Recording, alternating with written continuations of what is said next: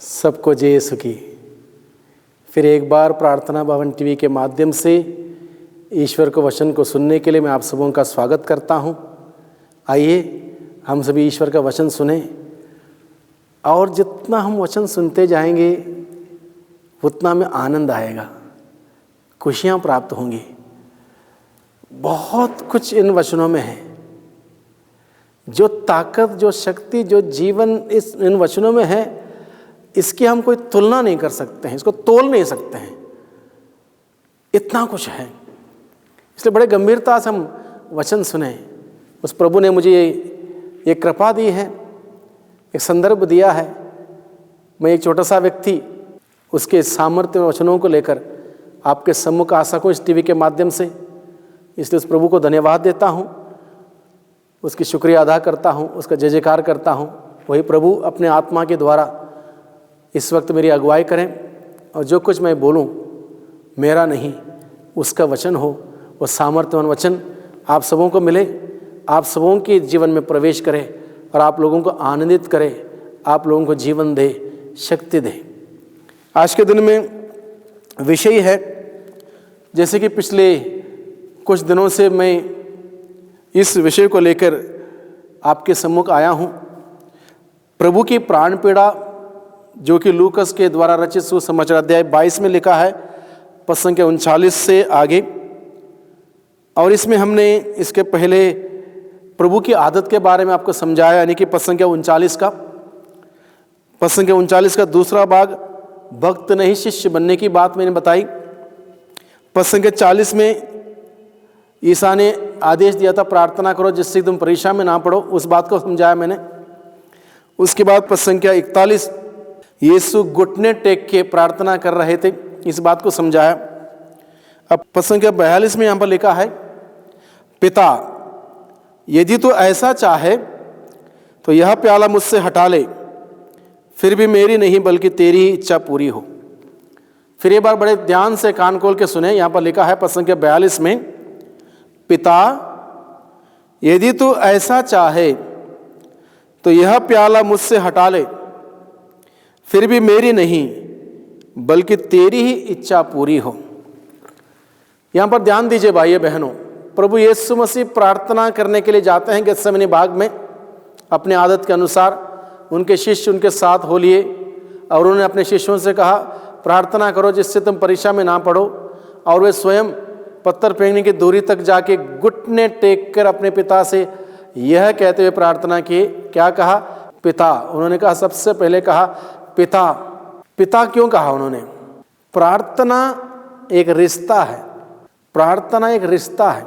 बहुत बार हम लोग सोचते हैं प्रार्थना यानी कि एक क्रिया है, कुछ किसी ने लिखा है और हम लोग पढ़ लिए, या हमने बचपन में सीखा है उसको दोहरा लिया और हम खुश हो जाते हैं हमने प्रार्थना की। ठीक है, हर प्रकार की प्रार्थना का अपना एक महत्व है, लेकिन सबसे महत्वपूर्ण यह है हर प्रार्थना में कि हम उस ईश्वर के साथ रिश्ता जोड़ें। प्रभु यीशु अनोखे हैं, अनोखी उनकी शिक्षा है, अनोखी उनकी बातें हैं। और उन अनोखी बातों में से एक बात यह है, प्रभु यीशु ने हमें ईश्वर को पिता कहकर पुकारना सिखाया। पिता, वह हमारा पिता है, वह हमारा पापा है। जब बच्चा अपने पापा को बुलाएगा, पापा, पापा तुरंत खुश हो जाएगा, मुस्कुराएगा, बच्चे को देखेगा। जब हम उस पिता को कहेंगे पिता, पापा, वो हमारी बात सुनेगा, क्योंकि वहां पर पिता कहते ही रिश्ता जुड़ गया। सबसे पहले प्रार्थना में हमें क्या करना है? रिश्ता जोड़ना है। हम लोग आजकल मोबाइल के युग में हैं, दिन में कई बार हम बात करते होंगे मोबाइल के द्वारा, व्हाट्सएप कॉल के द्वारा, अलग अलग प्रकार से हम एक दूसरे के साथ जुड़े रहने के प्रयास करते हैं। मान लो आपने डायल कर लिया, हेलो बोल दिया और बात करना शुरू कर दिया, कॉल कनेक्ट हुआ ही नहीं, बात होगी? बिल्कुल नहीं। बहुत बार हम लोगों की प्रार्थना कैसी होती है, डायल कर लिया, हेलो हेलो बोल दिया, बात करते गए, आगे से आवाज कुछ नहीं, कनेक्ट हुआ ही नहीं, कनेक्शन हुआ ही नहीं, और हमने 10 मिनट बोल दिया और हम बड़े खुश। पॉसिबल नहीं है, प्रैक्टिकली पॉसिबल नहीं है। जैसे एक इंसान से बात करने के लिए कनेक्ट हो जाता है, रिश्ता जोड़ता है, नेटवर्क जोड़ता है और तब बात करता है, उसी प्रकार से प्रार्थना एक रिश्ता है। इसलिए प्रभु हमें सिखाता है, हमें सबसे पहले वो कनेक्ट करना चाहिए अपने आप को अपने ईश्वर से, यह कहते हुए पिता, पापा। कितना प्यारा शब्द है पापा कहना। जब हम कहेंगे पापा, जब हम कहेंगे पिता, पिताजी, पापा जी, कितना सुंदर है, रिश्ता जुड़ गया। तो ठीक है, अब रिश्ता जुड़ गया, तब आप प्रार्थना कीजिए। बहुत सुंदर तरीके से प्रभु हमें सिखाता है। प्रभु ने कहा पिता, सबसे पहले कहा पिता, उसके बाद क्या कहा, यदि तू चाहे।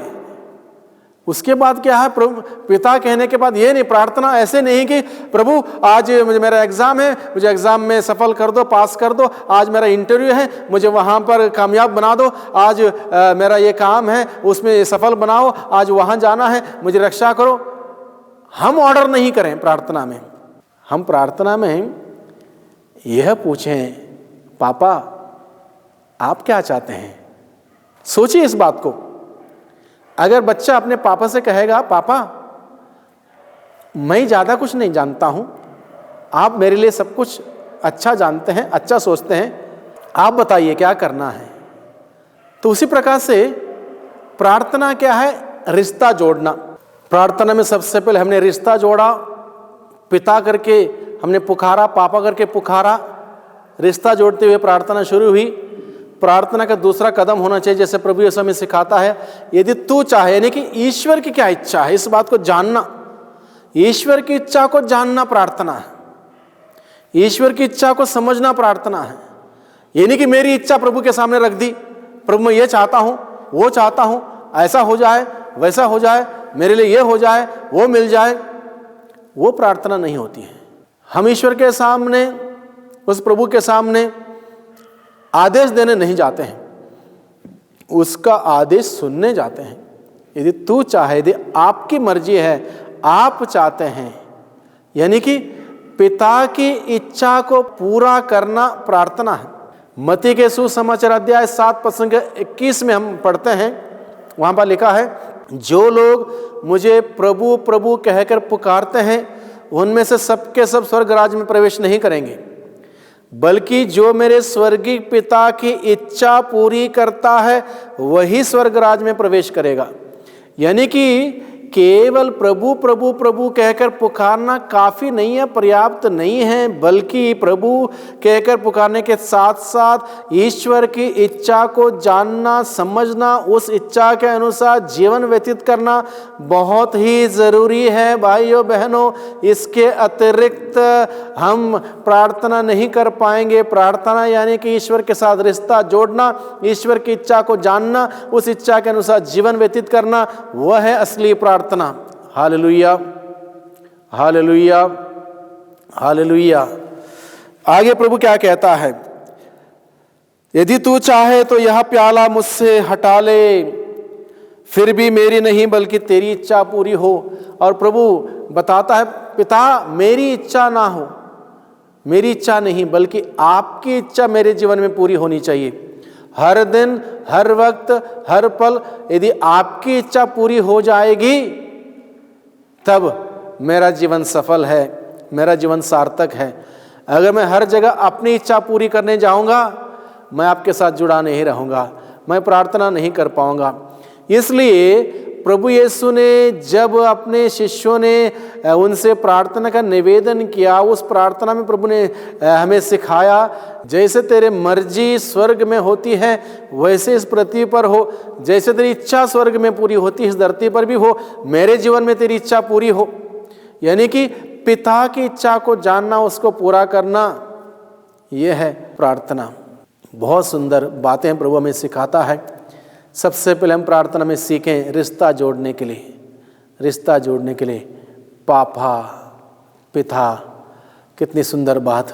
उस ईश्वर से हम इस प्रकार से रिश्ता को जोड़ें। वो हमारा पापा है, वो हमारा पिता है, हमारा पालनहार है, हमारा तारणहार है, वही हमारा संरक्षक है, वही हमारे मार्गदर्शन करता है, वही हमारे इंतज़ाम करता है, हमारे लिए प्रबंध करता है, क्योंकि वह हमारा पिता है।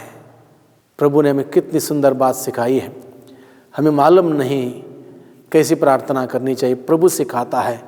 हमें उस पिता को पिता कह के रिश्ता जोड़ना है।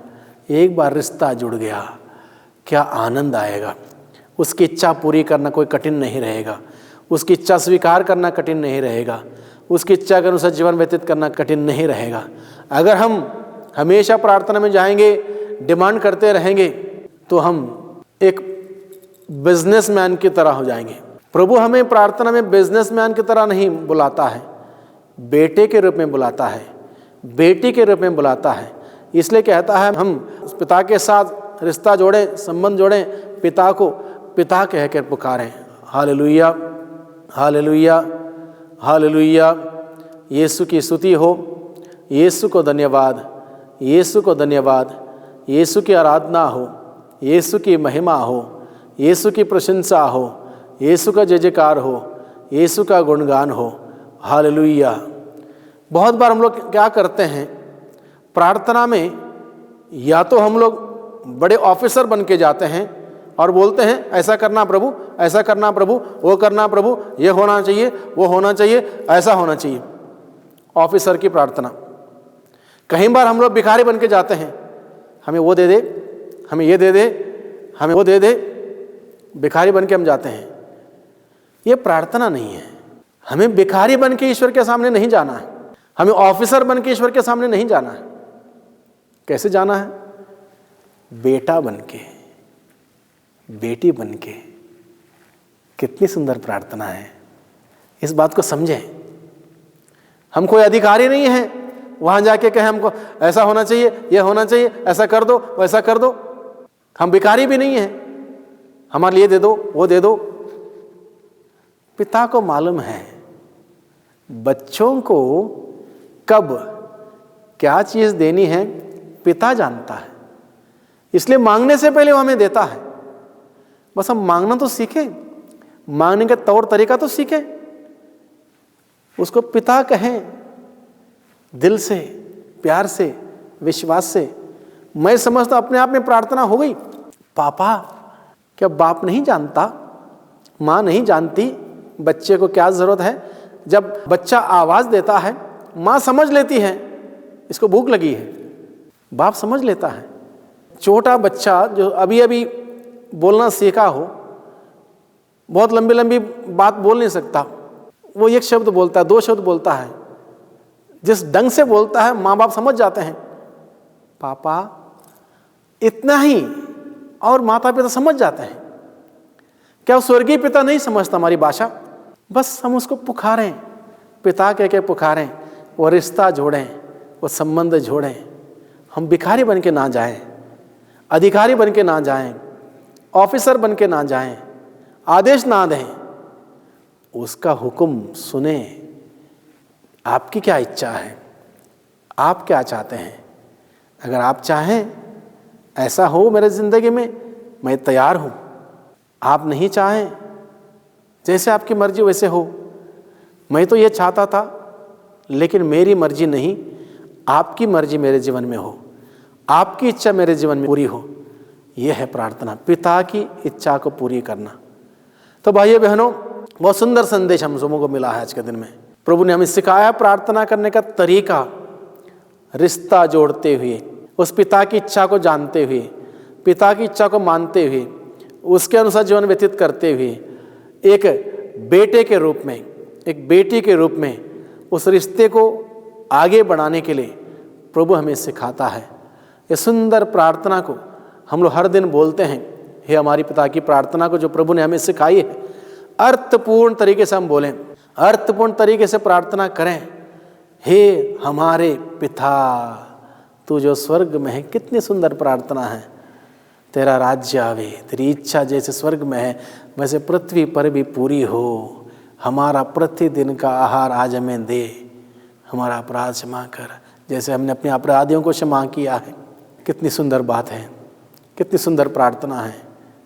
भाइयों बहनों, बहुत सारे लोगों को प्रार्थना करना नहीं आती, पता नहीं चलता क्या प्रार्थना करें। कई बार युवा लोग बोलते हैं क्या बोलें। हे हमारे पिता की प्रार्थना बड़े ध्यान से मनन चिंतन के साथ सोचते हुए आप धीरे धीरे बोलें। जब हे हमारे पिता बोलेंगे, अब पिता को याद कीजिए, उस स्वर्गीय पिता को जिसने आपको बनाया है, सुंदर बनाया है, अलग अलग प्रकार के वरदान खूबियाँ दी हैं, उसको याद कीजिए। उसका नाम पवित्र है, पवित्र माना जाए, पवित्र किया जाए और हमारे जीवन के द्वारा उसका नाम पवित्र किया जाए। कितनी सुंदर बात। उस ईश्वर को हम धन्यवाद दें, उस प्रभु को हम धन्यवाद दें। उस प्रभु ने हमें आज के दिन में सुंदर संदेश दिया है कि हम किस प्रकार से प्रार्थना करें, किस प्रकार से उस पिता के साथ जुड़े रहें, बने रहें और वो पिता हम सबों को आशीष दें। आइए इस वक्त हम सभी प्रार्थना में जाएंगे। इस वक्त हम सभी प्रार्थना करेंगे। अपने आंखों को बंद रखिए, हाथों को जोड़िए। आप जहाँ कहीं भी हो, इस वक्त प्रार्थना भवन टीवी के माध्यम से इस वक्त आप इस प्रभु के वचनों को सुन रहे हैं। आइए इस वक्त हम प्रार्थना करें, हम उस पिता से प्रार्थना करें। हे पिता, हम आपको धन्यवाद देते हैं। हे प्यारे यीशु, हम आपकी स्तुति आराधना महिमा करते हैं। हे पवित्र आत्मा, आपका जय जयकार करते हैं।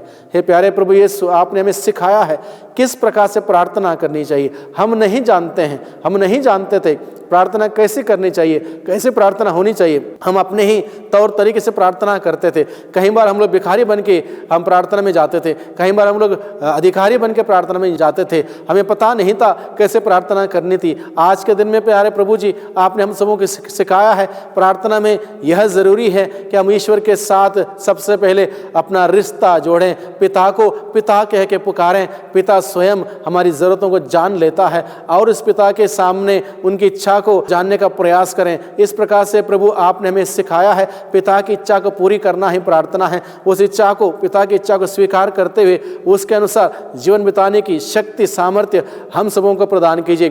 प्यारे प्रभु जी, आज के दिन में प्रार्थना करते हैं, हम सबों को प्रार्थना करने का वरदान दीजिए ताकि हम उस पिता की इच्छा को पूरी करते हुए उसके सामने अपने सिर को झुकाते हुए बड़े आदर और सम्मान के साथ उसकी महिमा करते हुए उसको निरंतर पिता कहते हुए हम सभी अपने जीवन में, उस प्रार्थना के जीवन में निरंतर आगे बढ़ते जाएं और उस पिता के साथ हमारा रिश्ता निरंतर मजबूत करते जाएं। हे प्यारे प्रभु, हम सबों को आशीष दीजिए। हे माँ मरिया, हम सबों के लिए अपने पुत्र यीशु से विनती कीजिए। दुआ करते हैं उद्धारकर्ता यीशु मसीह के नाम से, आमीन।